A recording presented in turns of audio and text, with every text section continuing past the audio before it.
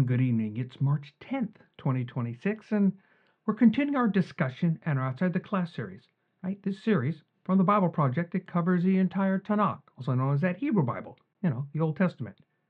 Those source videos are available for your review. They're on TheDustyFeet.com in the Outside the Class section. Because the intent of Outside the Class for you to listen to that in-class lecture first. Most often, those are those short overview videos, and then we just try to expand the conversation. Still, we want to keep these to about 15 minutes, make them easy to catch up on. So we are on a quest, scroll by scroll, book by book, a journey through this collection, just maybe with a fun and different twist. Our hope with the Dusty Feet is to foster discussion and to help build and support communities. If you're not already connected to a community or just want to share and interact, this community has 4 primary ways to interact. 1. TheDustyFeet.com. That's our primary place to find everything. You are always free to comment. 2. Substack. Link is in the description below. It's designed around the written and spoken text. It's a place to connect to ourselves and others. 3. Facebook at TheDustyFeet. These videos and other videos are also available for comment and discussion. 4. And as always, you're welcome to send an email to bob@thedustyfeet.com. These places, they will be moderated and guidelines will be set to ensure healthy, safe discussion. And as always on the Dusty Feet, this is a place where we can safely explore the endless ways of God and the interconnection of His creation. Belief understandings may be challenged, divine misunderstandings may exist, and traditional teachings might falter as we pursue connection, context, and community with God and each other here in an environment of grace and love. Oh, and of course, before we forget, if you do find these kinds of podcasts useful, please click that subscribe button. But the reminders, they're just there to help you. But also, if you think these might be useful to others, that is when you click that like button, because that is how YouTube chooses to share these to more people if they wish. So in this series, we're going to cover the entire TaNaK, the Old Testament. We're going to do it in the original order of the Hebrew scriptures. So remember, the videos we're going to discuss, just the tip of the iceberg. They are part of an entire learning series I highly recommend. And of course, all of those are available on the Bible Project's website. Because we're going to ask many questions about all kinds of things. Answers, we'll see. So we're in Samuel, the second scroll. This is our part 17, right? So we've seen in this storyline that has encompassed David's life up to this point that he's exhibited some interesting behavior. And what I mean by that is that sometimes we get a chance to see David's character traits that might go counter to what we might do and or think. And yet looking back, I'm really not surprised. We've seen David exhibit loyalty, even within that hint of betrayal, where someone has as the stories exhibited this, let's put it that way, some betrayal and or allegiance challenges that give us a glimpse into David's view of that person. Joab, the leading general for Saul, an interesting example of this. Remember, this is not to be confused with the Joab that's in our story now, because he was Saul's guiding general. David's life was sought at times with the advice and counsel of this very man. But when Joab died, David felt sadness. David even had the people who executed Joab, he had them killed. Remember that? So not everyone saw it that way from David's perspective, right? Family members, brothers, they had seen Joab kill their brother. Revenge was on their mind. So the will of the king, again, not really followed. Remember that. We've covered that. So David had these avenging brothers executed. The house of Joab was dealt with.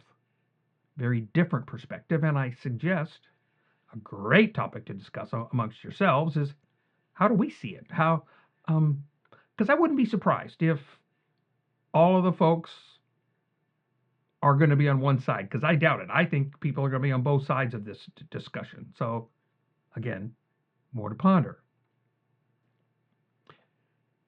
David had sent a message in a sense, right?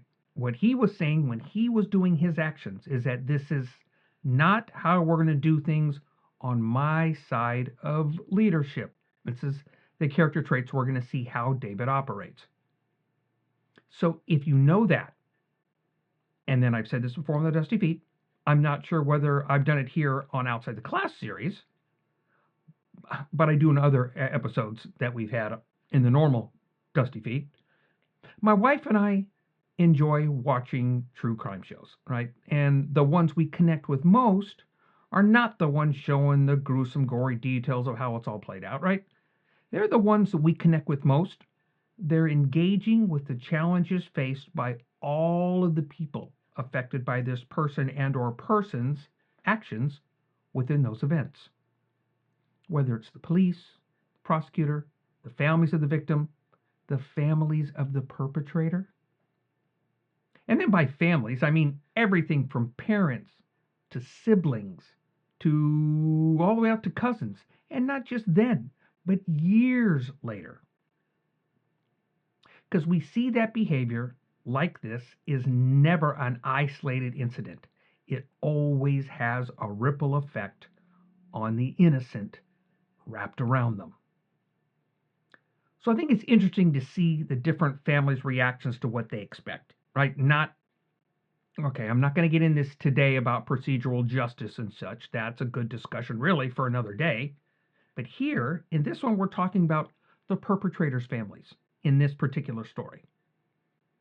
Because, when some of those stories, the focus will be on the parents and our siblings of the victims, maybe not so much on the one who had committed the crime, the murder, the serial killer murders, but especially how they have to live with this within their lives afterwards.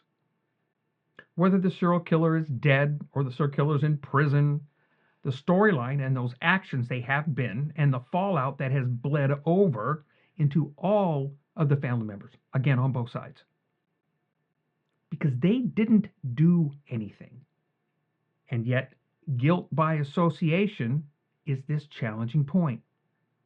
Because we see cases where parents and their actions are presented, and it's asked what they could have done to change that person's choices, but it's a question to look with care and concern, right? This is this question. It's not with a callous, aggressive approach, but really try to feel for the people who've been chosen, the ones that don't act this certain way, but they're still attached to the action by blood and or marriage to this perpetrator, and we treat them as aggressively in response.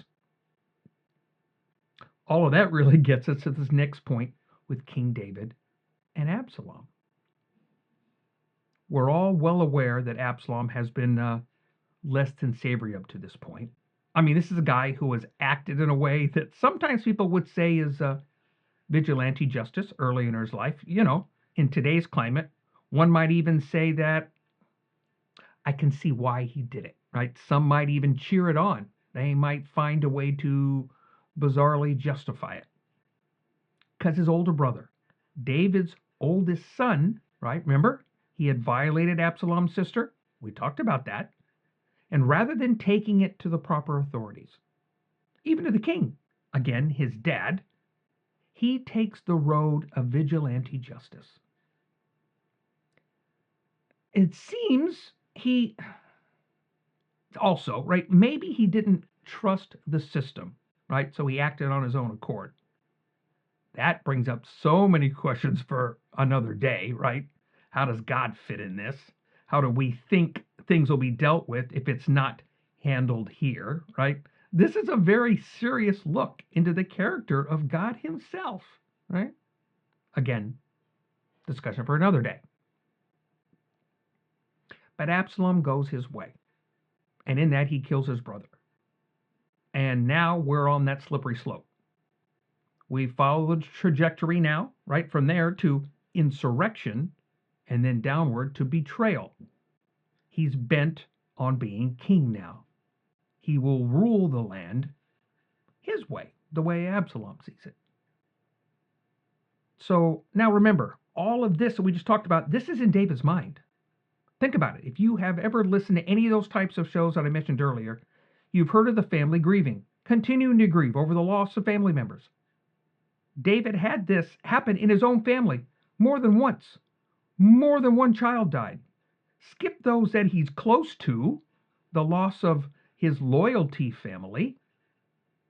But that infant, the first child of Bathsheba, his oldest son by the hand of his third son, his daughter abused, right? The sister of Absalom by that eldest son.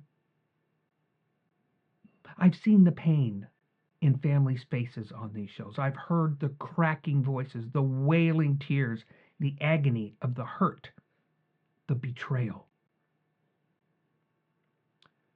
So I think this is something to ponder, because wrapped inside of that, now we have David's actions and David's reactions, and to see them in his life as it's progressed, as it's played out. Then again, in these good and not so good way of things. It is the king, still, he is not immune to these feelings. He is not immune to the ways of wayward kin. So we're in that second scroll of Samuel. We're in chapter 18. David is a shrewd tactician, a wise leader. He organizes the people. The groupings probably sound familiar. We might have even been a common format of the day, yet we heard it in the advice to Jethro, right? Moses' father-in-law, when he gave it back to organize the children of Israel. So David's actions, they're familiar. But we get a peek into David's character and the thoughts of the people around him.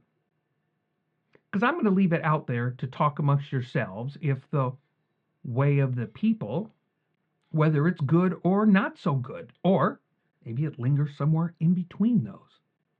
So chapter 18, verse 1. Then David numbered the people who were with him, set them over the commanders of thousands and the commanders of hundreds. And David sent the people out, 1/3 under the command of Joab, 1/3 under the commander of Abishai, the son of Zeruiah, Joab's brother, right? And 1/3 under the command of Ittai, the Gittite. And the king said to the people, I myself will surely go out with you also. But the people said, you should not go out. If we indeed flee, they will not care about us. Even if half of us die, they will not care about us. But you are worth 10,000 of us. Therefore now, I think it's better that you be ready to help us from the city. Then the king said to them, whatever seems best to you, I will do. So the king stood by the gate, and all the people went out by hundreds and thousands. So on top of this, David knows, he understands what's looming on the horizon.